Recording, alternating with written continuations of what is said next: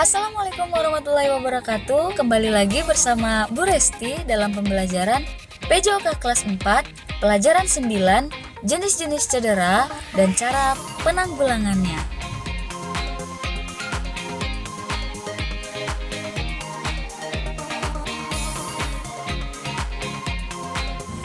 Tujuan pembelajaran.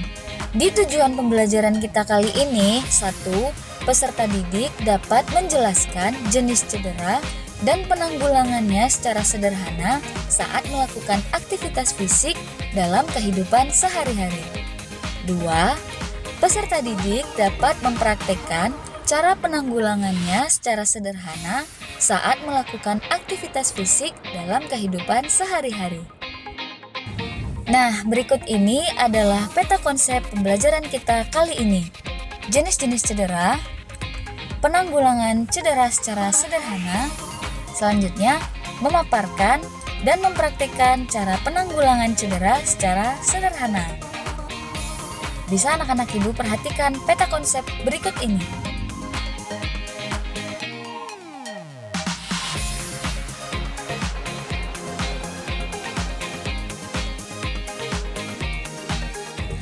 Baiklah, sekarang kita akan masuk pembelajaran kita kali ini, yaitu cedera. Apakah anak-anak ibu tahu apa itu cedera? Ya. Cedera biasa terjadi saat manusia beraktivitas dalam kehidupan sehari-hari. Cedera merupakan luka yang menyebabkan kerusakan jaringan tubuh. Benturan dengan teman atau benda keras bisa saja kamu alami saat bermain. Nah, mungkin anak-anak ibu sering ya mengalami cedera. Oleh karena itu, cedera akibat aktivitas fisik biasa terjadi di kulit, di otot, dan di tulang.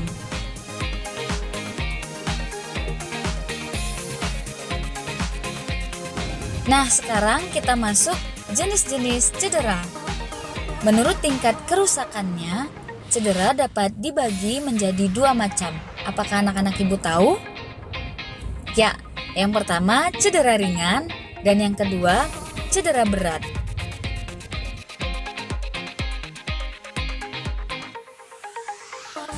Nah, yang pertama cedera ringan. Cedera ringan ini adalah cedera yang tingkat kerusakan jaringannya kecil. Contohnya adalah otot kaku, lecet, memar, kulit teriris, dan luka bakar ringan. Apakah anak-anak ibu paham? Nah, kemudian jenis cedera yang kedua ini adalah cedera berat. Cedera ini merupakan cedera yang tingkat kerusakan jaringannya cukup parah. Cedera jenis ini memerlukan penanganan ahli atau tenaga medis.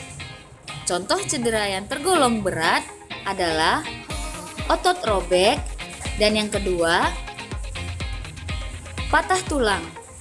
Contoh cedera berat yang lainnya adalah retak tulang dan pergeseran tulang atau sendi. Nah, sekarang kita masuk ke pembahasan cara penanggulangan cedera secara sederhana. Cedera ringan memang dapat sembuh dengan sendirinya. Kita juga dapat mempercepat proses penyembuhannya. Berikut ini beberapa cara penanggulangan cedera secara sederhana. Silahkan disimak ya.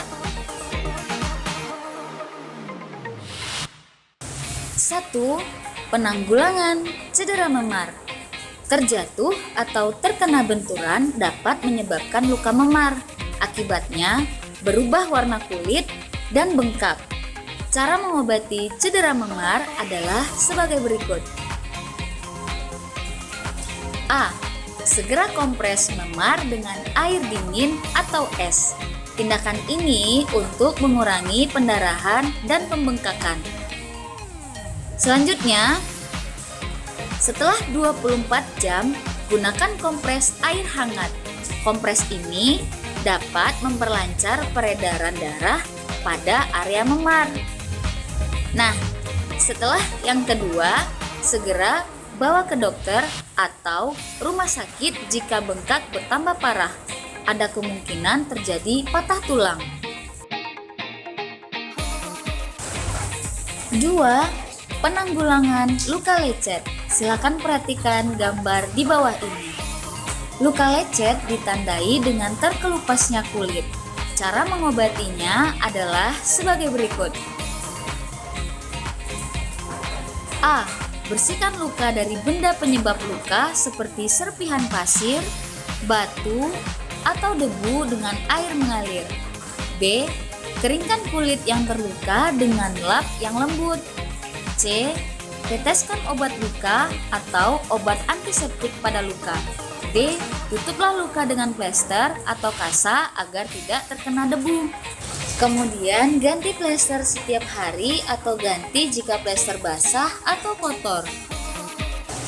Nah, yang ketiga, penanggulangan otot kaku atau kejang. Otot yang kaku atau kejang dikenal dengan istilah kram.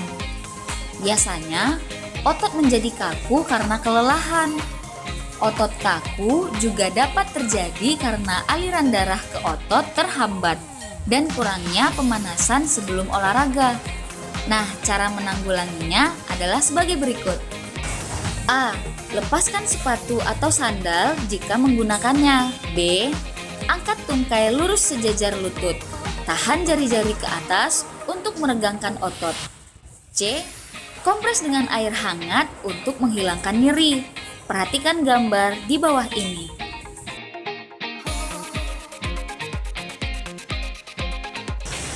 Nah, untuk tugas kita kali ini, anak-anak ibu silakan mengisi PTS yang ada di bawah ini.